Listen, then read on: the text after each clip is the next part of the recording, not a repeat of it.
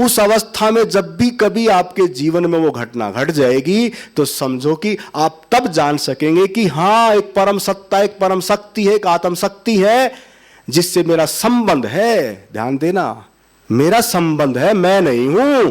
इसको थोड़ा समझ लेना। वही है फिर जो भी कुछ है।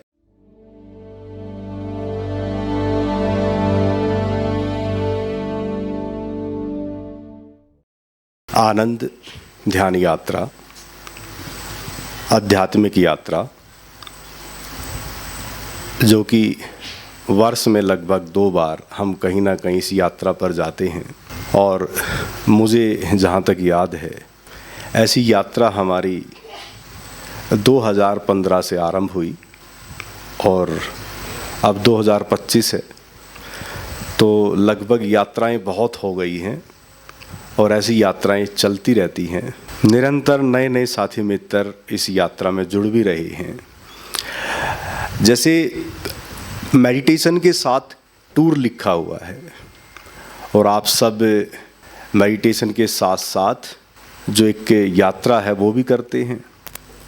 तो एक बाहर की यात्रा होती है जो बाह्य जगत की है, जब प्रकृति के ऐसे माहौल में हम आते हैं, और एक फिर अंतस की यात्रा है। तो बाह्य यात्रा और अंतस की यात्रा दोनों होती हैं। इसलिए आध्यात्मिक यात्रा आपकी अंतस और बाहर का सौंदर्य जो है वो बाहर की यात्रा जो आप निरंतर कर रहे हैं। अब हम अंतस की यात्रा की थोड़ी सी चर्चा। विषय जब भी आप आते हैं तो कोई ना कोई डिफरेंट विषय रहता है, कुछ ना कुछ इस तरह की चीज़ें रहती हैं। तो अब की बार हमने जैसे आनंद धम्म मार्ग एक विषय है आपके लिए, और आनंद धम्म मार्ग आप सोचेंगे कि धम्म का मतलब देखा जाए तो दूसरी भाषा में आनंद धर्म, ठीक है। अब धर्म के विषय में आपने बहुत कुछ पढ़ा भी होगा, बहुत कुछ सुना भी होगा, लेकिन जो आनंदमय जीवन धारा से बहुत समय से जो जुड़े हुए साथी मित्र हैं उनको पता है कि धर्म का संबंध जो है वो पहली जो चीज़ से जुड़ा है वो है हमारा स्वभाव, हमारा नेचर जो हम लेके जन्मते हैं। प्रत्येक मानव अपना स्वभाव, अपना नेचर लेके जन्मता है। जैसे आप यहाँ सब 90-100 साथी मित्र बैठे हैं, तो मुझे नहीं लगता किसी का यहाँ नेचर एक दूसरे से मेल खाता होगा। देखो ना, सब अपना यानी कि स्वभाव, अपना नेचर लेके जन्मते हैं। इसका मतलब जो आप लेके जन्मते हैं वो आपका धर्म, पहली चीज़ से धर्म इस चीज़ से जुड़ा है। एक हम देखते हैं कि धर्म का संबंध जो बाहर की परिधि पर जो धर्म है मुख्यतः 3 हैं, फिर उसके पार्ट हैं बहुत सारे, आप सबको पता ही है। उनसे संबंध ना जोड़ के हम कहाँ से अब संबंध जोड़ रहे हैं धर्म का, जो आप लेके जन्मे हैं अपनी मन की स्थिति और अपने मन के स्वभाव को, ठीक है। फिर दूसरा धर्म क्या है, आप देखेंगे अपने आप से कि ये शरीर आया है, जन्मा और मृत्यु भी होनी है, भी जन्मेंगे और जाएंगे। ये भी एक धर्म है, ये भी एक नियम है, ये भी एक प्रकृति का प्रोसेस है। जो जन्मा है, जो बना है वो मिटेगा। अगर इस पूरी, तीसरी बात महत्वपूर्ण, कि जो ये पूरी प्रकृति बनती है और मिटती है, और जो ये पूरी प्रकृति अपने सिस्टम से जो चल रही है, ये भी क्या है, धर्म है। 3 चीज़ें धर्म से जुड़ रही हैं। एक आपका स्वभाव, दूसरा आपकी जो चारों तरफ प्रकृति, और फिर जन्म और मृत्यु। ये एक नियम के तहत तीनों चीज़ें चल रही हैं। अब ये जो तीनों चीज़ें जो धर्म का संबंध है, बाहर का जगत भी धर्म से जुड़ा है जो पूरी प्रकृति है, हमारा मन भी जो धर्म से जुड़ा है जो हम लेके जन्मे हैं, और जन्म और मृत्यु का जो चक्कर है वो भी एक धर्म से ही जुड़ा हुआ है, क्योंकि वो तो एक नियम है, जन्मा वो मिटेगा। इसलिए धर्म का संबंध कहीं और से नहीं जुड़ा है। इसलिए आनंद धम्म मार्ग का संबंध किससे जुड़ा है, आनंद ध्यान योग से। अब 3 चीज़ों पे मैंने थोड़ा सा प्रकाश डाला कि हमें कहाँ लौटना है। अगर हमें अपने ऊपर लौटना है तो उसका संबंध किससे जुड़ा है, आनंद ध्यान योग से। आनंद धम्म का संबंध 3 चीज़ों से जुड़ा है, और अगर इन 3 चीज़ों को जानना है, समझना है, तो आपको कहाँ जाना पड़ेगा, आनंद ध्यान योग में लौटना पड़ेगा। इसलिए आनंद को छोड़ दो, आनंद धम को छोड़ दो, यानी कि धम से पहले जो आनंद है उसको भी छोड़ दो। लेकिन ध्यान योग और उससे पहले जो आनंद शब्द है, ये आनंद शब्द ऐसा शब्द है कि मुझे लगता है कि यहाँ जितने भी साथी मित्र हैं, किसी भी धारणा से जुड़े हैं, किसी मत से जुड़े हैं, किसी भी बाहर की परिधि में धर्म से जुड़े हैं, कहीं भी उसका संबंध हो सकता है। मुझे लगता है कि किसी का ना भी धर्म से या किसी भी बाहर की परिधि मत मतांतर से ना भी संबंध हो, भले उसका एक स्वरूप नास्तिक भी हो, लेकिन मुझे लगता है नास्तिक हो या आस्तिक हो, दोनों को आनंद तो चाहिए ना। अच्छा, आनंद किस किस को चाहिए? अच्छा, सभी को आनंद चाहिए। तो इसलिए आनंद को थोड़ी देर के लिए सबको चाहिए ना, अभी थोड़ी देर के लिए यहाँ एक साइड में रख देते हैं। लेकिन धम के विषय में समझ लिया कि भी हमें अपने ऊपर लौटना पड़ेगा। उसका मार्ग क्या है? ध्यान योग। आनंद छोड़ दिया मैंने, ठीक है ना। अब अगर हमें ध्यान योग को समझना है बड़ी जल्दी सी सरलता से, क्योंकि आप सब मुझे पता है कि विकसित हैं और उन्नत होके ही जन्मे हैं। आपका जो नेचर है ना, जो स्वभाव है, जो आप यहाँ इस मार्ग पर चल रही हैं और यहाँ तक अगर आप पहुँचे हैं तो मुझे पता है कि आप उन्नत और विकसित हैं। इसलिए जल्दी आपकी समझ भी आ जाएगी बात। जैसे मान लो ध्यान योग दो शब्द हैं, इसे हमें अभी हल करना है। तो मैं आपसे बस पूछना चाहूँगा कि ध्यान का शाब्दिक अर्थ क्या है? कोई बताए ध्यान का शाब्दिक अर्थ? कंसंट्रेशन। देखो आई ना बात। हाँ जी, चेतना विवेक। देखो कितने अच्छे शब्द। और एकाग्रता, ये तो आएगी कंसंट्रेशन। और देखो अपने आप को जानना, हाँ, अपने अंदर डूबना, बहुत अच्छी बात। और शांत, अंतर्मुखी होना, आत्मा को जगाना। वाह, जोरदार तालियां। देखो कितनी बातें आ रही हैं ना आप सबसे। इसका मतलब बहुत सारी चीजें आई ना। ध्यान शाब्दिक अर्थ से संबंधित आप सबको कुछ ना कुछ पता है, लेकिन सरल भाषा में अगर देखा जाए, ध्यान का मतलब है सचेत होना, सजग होना। यही है, यानी कि सचेत और सजगता का संबंध है। अब अगर मैं कहूं कि योग का शाब्दिक अर्थ क्या है? जुड़ना। किसने कहा ये बात? बहुत सुंदर, जोरदार तालियां बजाएं। चलो, जुड़ना। किससे जुड़ना है? किससे? आत्मा से। अच्छा, परमात्मा से भी, यानी कि आत्मा परमात्मा से जुड़ना क्या है? योग। इसका मतलब जुड़ने का अर्थ क्या है? आत्मा और परमात्मा से जुड़ना। अच्छा, कितने लोग सहमत है? वो हाथ खड़ा करें इस बात से। अरे वाह, कमाल है। इसका मतलब ज़्यादातर सहमत हैं, तो अब बात बन जाएगी, ठीक है ना। तो देखो, आपने कहा कि भी परमात्मा से जुड़ना, ठीक है।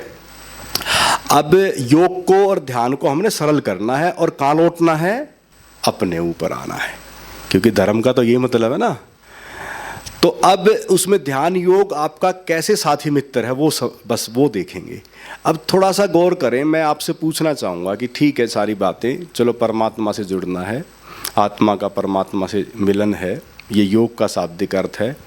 मैं पूछना चाहूँगा कि ये जो पूरी कायनात है, जो पूरी प्रकृति है, ये जो सब कुछ है, ये किसके द्वारा है? किसके द्वारा है? एक एक करके भगवान के द्वारा। जोरदार ताली बजाएं। और भगवान की ऊर्जा है। अच्छा, ऊर्जा, ये कह रहे हैं ऊर्जा के द्वारा। और प्रकृति के द्वारा। और देखो, भगवान आ गया, प्रकृति आ गई, ऊर्जा आ गई, है ना।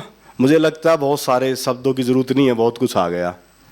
इसका मतलब कोई है जिसके कारण ये सब है, बस ऐसे समझ लें। कुछ है जिसके कारण ये सब है। अब मैं कहूं कि पृथ्वी भी किसी कारण होगी। भाई, पृथ्वी है जिस पे हम रह रहे हैं ना, सब हम जो कहाँ पे रह रहे हैं? पृथ्वी पर। अब ये जो पृथ्वी है, इस पृथ्वी पे जो ये 5 तत्व हैं, और ग्रहों पे तो ये 5 तत्व बैलेंस है नहीं, तो यहाँ पृथ्वी पे इनका एक अनुपात है। जब ये 5 तत्व बैलेंस हुए तो जीवन उत्पन्न होता है। क्या होता है? जीवन उत्पन्न होता है। अगर कोई भी अग्नि अधिक होगी तो जीवन जल अधिक होगा तो जीवन, यानी कि इसका मतलब जो 5 तत्व अगर बैलेंस ना हो तो उस पे जीवन संभव नहीं है। तो फिर ये जो 5 तत्व हैं, उन 5 तत्वों का आपसे कोई संबंध है? अच्छा, आपका भी संबंध है 5 तत्वों से आप लोगों का? अच्छा, कौन कौन स्वीकार करते हैं कि भाई हमारा सबका 5 तत्वों से संबंध है? अच्छा, सभी।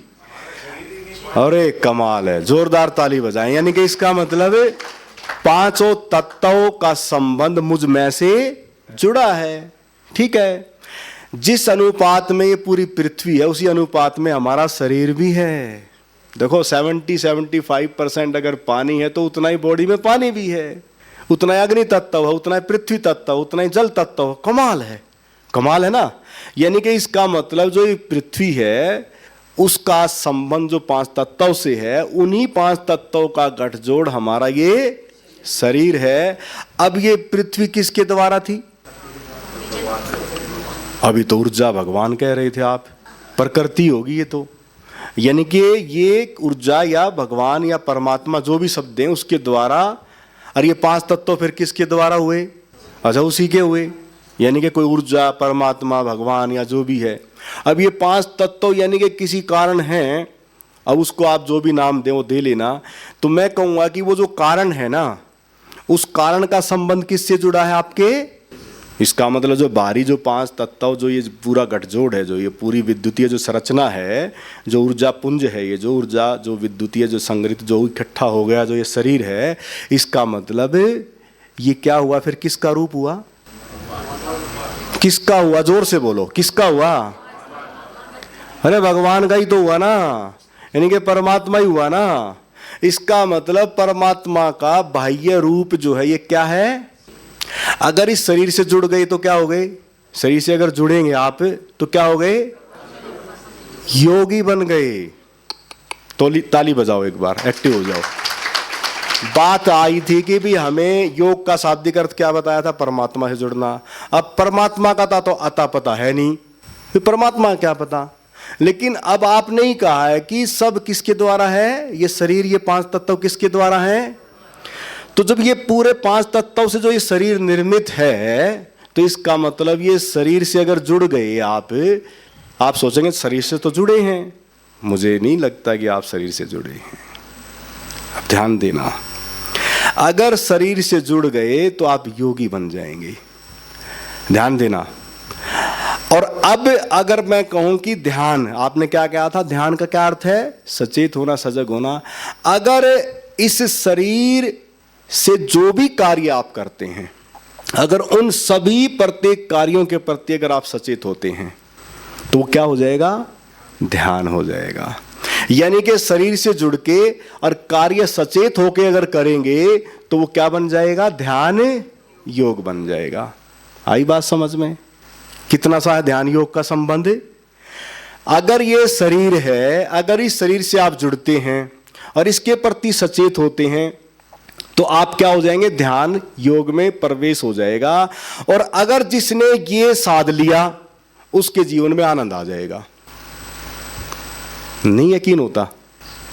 मैंने क्या कहा है कि अगर आप शरीर से जुड़ गए और शरीर के प्रति अगर आप सचेत होते हैं या कोई भी कार्य करते हैं, अगर जब भी आप सचेत होकर कोई कार्य करेंगे और शरीर से जुड़ के करेंगे तो आपके जीवन में आनंद आ जाएगा। आप बोलेंगे कि ऐसे कैसे आनंद आ जाएगा? अब इसको थोड़ा समझना, बस यही है खेल सारा का सारा। ये आनंद कैसे आएगा? आनंद का संबंध है कि जब भी हम वर्तमान में होंगे तो हमें आनंद आएगा। सीधा सा संबंध है। कितना सा संबंध आनंद का? जैसे ही हम वर्तमान में होंगे, जब भी होंगे, कभी भी वर्तमान में आ जाएं तो समझ लो कि आनंद आ जाएगा। अब ये जो वर्तमान में आए कैसे, रहना कैसे है, ये सारा खेल है। जैसे भगवान श्री कृष्ण गीता में क्या कहते हैं? ना अतीत की चिंता करो, ना भविष्य की कामना करो, वर्तमान में रहो। सबने पढ़ी है ना बात, है ना? लेकिन अब वर्तमान में रहे कैसे? अच्छा, कितने वर्तमान में रहना चाहते हैं वो हाथ खड़ा करें। अच्छा, सभी। और जैसे ही वर्तमान में आएंगे तो आनंद आपको मिल ही जाएगा। जैसे मान लो अब यहाँ बैठे हैं आप सभी, ठीक है? आपका कार्य क्या है? केवल कितना कार्य है आपका? बैठने का। और दूसरा कार्य क्या है? सुनने का, यही है ना।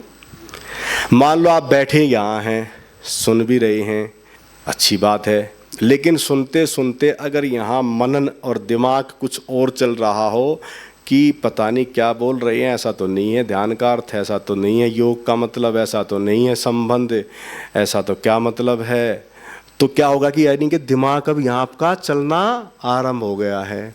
और दिमाग चलेगा तो इसका मतलब आपकी उपस्थिति अभी यहाँ नहीं है। और मैं कहता हूँ कि एक काम करना, ये जो कार्य कोई कर रहा हो ना, इसको बाद में कर लेना, इसके बाद खूब करो, लेकिन अभी मत करो, ठीक है ना। अगर अभी नहीं करोगे तो मुझे पता कौन सी दशा आ जाएगी, बस बैठे हैं और सुनना है, और तो कुछ है नहीं। मैंने फिर भी कहा कि बैठने में अगर किसी को तकलीफ है तो उसका अरेंजमेंट करेंगे, तो वो तकलीफ में भी ध्यान ना जाए, है ना। इसलिए मैंने पहले बात वो बोल दी कि भी अगर दिक्कत है तो अरेंजमेंट हो जाएगा, लेकिन अभी फ़िलहाल आपको बैठना है और बस सुनना है, इतना सा काम है, ठीक है। तो अब हम इस ध्यान को अगर हल करना चाहें तो आपके 3 मित्र हैं बहुत गहरे, ठीक है। और वो पहला है आपका शरीर, ठीक है। अब इस शरीर के प्रति जैसे भी आप, जैसे मान लो सपोज करो अभी ध्यान होगा, ठीक है, ध्यान में कुछ नहीं करना, बस शरीर के प्रति सचेत होना है, कुछ नहीं करना। कितना काम करना है, शरीर के प्रति सचेत होना है, पहला स्टेप। दूसरा क्या स्टेप है, शरीर किस कारण जीवित है, श्वास। अब जो श्वास है उस श्वास के प्रति सचेत होना है, ठीक है। और एक है मन, उस मन के विचारों के प्रति सचेत होना है। शरीर के प्रति सचेत होना है, श्वासों के प्रति सचेत होना है, मन के विचारों के प्रति सचेत होना है। और जैसे ही आप सचेत होंगे वर्तमान घेर लेगा। अब मैं कहूं कि ठीक है तो ध्यान हुआ, लेकिन अब मैं क्या कह रहा हूं कि अब आपको शरीर से जुड़ना है, श्वासों से जुड़ना है, और मन के विचारों को देखने वाला बनना है, दृष्टा, ठीक है। एक शब्द है देखना, बस केवल देखना। तो अगर मान लो आप अगर ये एक भी साध लेंगे, 3 ऑप्शन है कमाल के, ठीक है ना, तो समझ लो कि आप प्रेजेंट में लौटेंगे, और जैसे ही प्रेजेंट में लौटेंगे वैसे आनंद की प्रतीति होगी, और जैसे ही आनंद घेरेगा वैसे ही कुछ घटना घट जाएगी।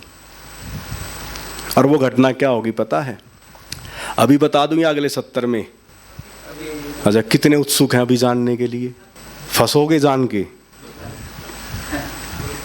जानना तो बड़ी जल्दी चाह रहे हो कि चलो अभी जानेंगे। अच्छा, फंस ही गए, चलो ठीक है, अगर फंस गए तो अच्छी बात है।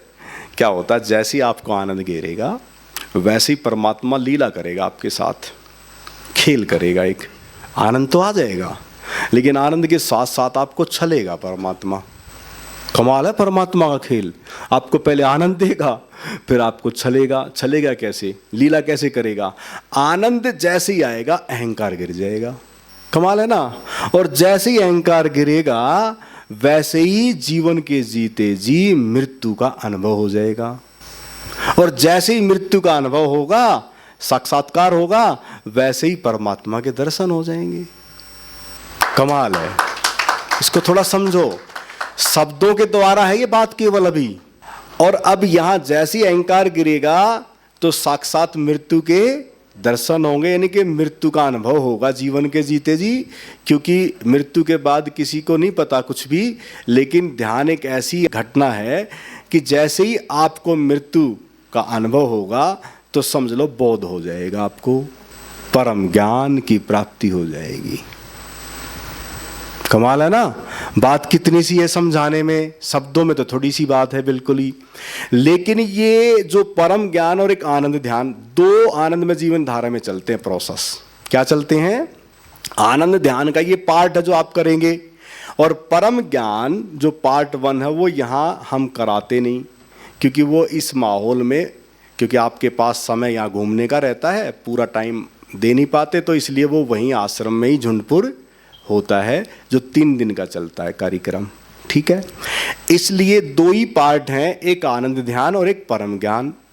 अब जो परम ज्ञान पार्ट 1 है, अब उस परम ज्ञान में लौटने के लिए अहंकार की विदाई। मैंने इसलिए जल्दी कर दिया, आपने पूछा तो मैंने बता दिया, ठीक है। लेकिन मैं कहता हूं कि अगर आज यहां अभी, ये जरूरी थोड़ी ना कि आप 3 दिन आएंगे तभी होगा, या अभी नहीं हो सकता।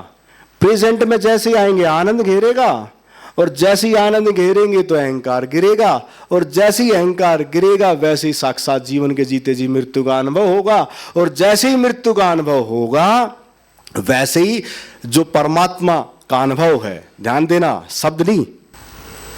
सबसे बड़ी गड़बड़ क्या है कि हमने परमात्मा को स्वीकार कर लिया, मान लिया, अनुभव नहीं किया।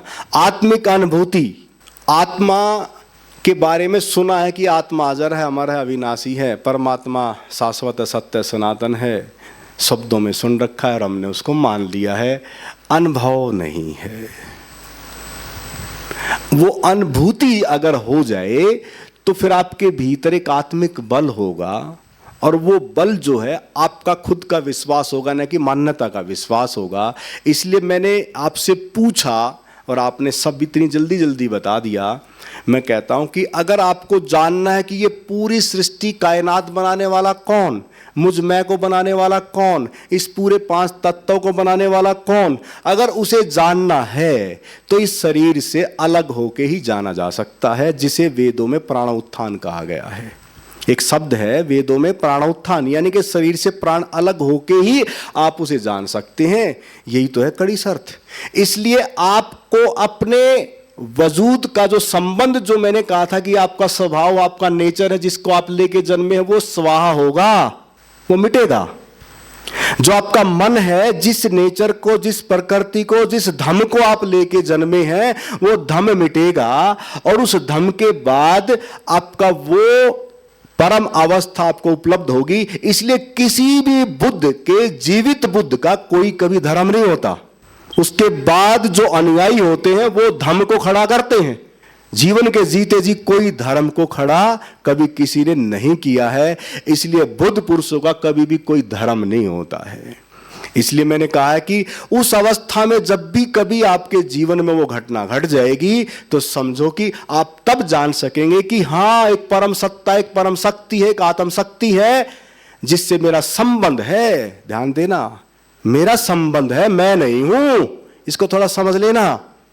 वही है फिर जो भी कुछ है अपने ऊपर लौटने के लिए, क्योंकि हम तो बहुत मान्यताओं से परिपूर्ण हैं, बहुत भार की प्रीति पे धर्मों से हमारा भी संबंध है।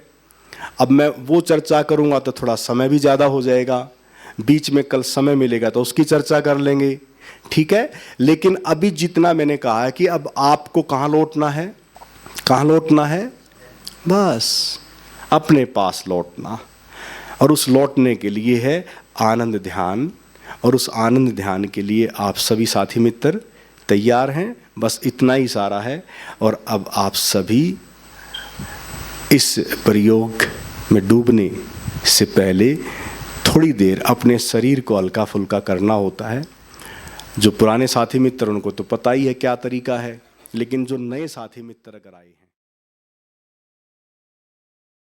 और वीडियोस देखने के लिए YouTube पर सर्च करें आनंदमय जीवन धारा। चैनल को सब्सक्राइब करें और आप अन्य वीडियोस देख सकते हैं।